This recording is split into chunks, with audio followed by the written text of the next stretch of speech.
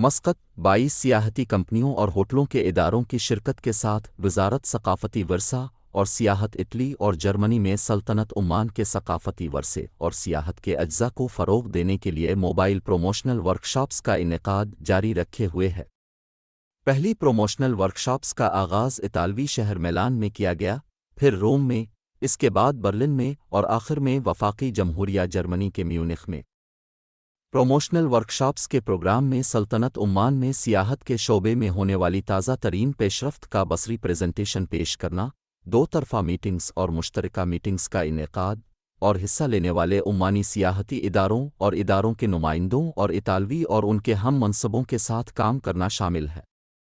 German سیاحت کے شعبے،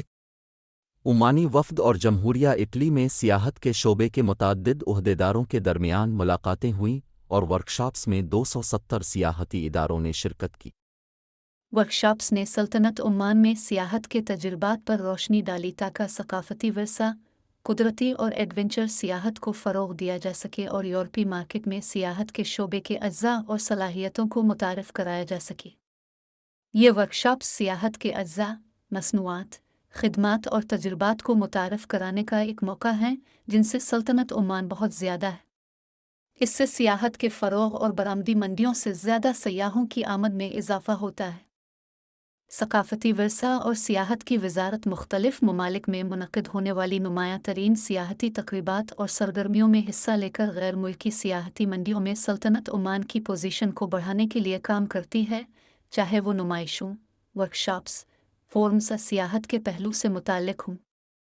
سلطنت عمان میں آنے والے زائرین کی تعداد میں اضافہ دیکھا گیا، جو جنوری سے ستمبر 2023 کے دوران 2.9 ملین تک پہنچ گئی، جو گزشتہ سال کی اسی مدت کے مقابلے میں 43.2% زیادہ ہے۔